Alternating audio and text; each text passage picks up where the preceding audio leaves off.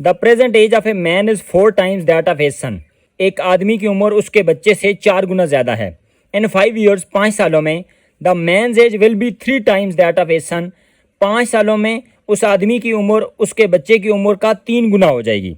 Find the present age of son. अब देखें ये लीनियर इक्वेशन का सवाल होता है, linear equation with one variable. इसको हल कैसे करते हैं? अब ये तो हमें पता है कि हमने लेट करना होता है, फ़र्ज़ करना होता है, सपोज करना होता है एक्स को, यानी कोई भी वेरिएबल को। लेकिन वो किसको करते हैं? अब देखें, ये जो मैन है ये अपने बच्चे से 4 टाइम्स बड़ा है। तो हमने जो चीज़ फ़र्ज़ करनी होती है वो हमेशा वो चीज़ फ़र्ज़ करनी होती है जो छोटी होती है। अब यहाँ इस केस में हमारे पास चूँकि छोटा सन है और बड़ा मैन है, इसलिए हम कहेंगे कि सपोज के present age of son, present age of son फ़र्ज़ करें कि वो है हमारे पास एक्स। अब पहले जुमले को पढ़ते हैं। The present age of a man is 4 times that of a son. मौजूदा उम्र एक आदमी की उसके बच्चे से 4 गुना है। अगर बच्चे की उम्र है एक्स तो फिर जो प्रेजेंट एज ऑफ फादर या मैन वो कितनी हो जाएगी? चूंकि 4 टाइम्स है तो 4x हो जाएगी।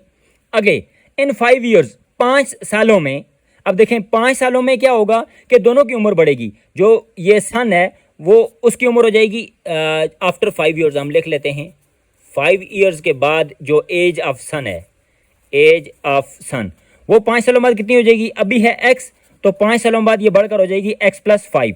अब इसी तरह जो आफ्टर 5 ईयर्स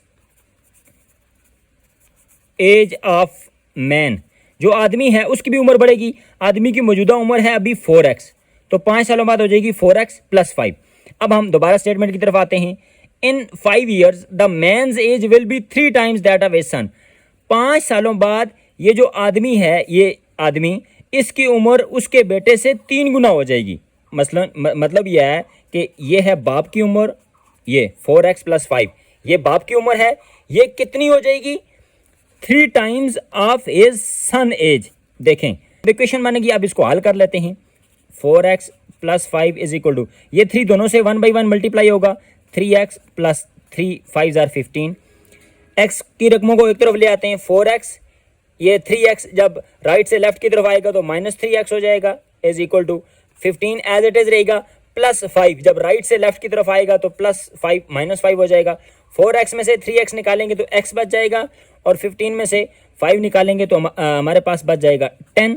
यानी x की जो उम्र है x बराबर हो जाएगा 10। अब x कौन सा था? x था प्रेजेंट एज ऑफ सन, यानी x की वैल्यू आ जाएगी हमारे पास 10।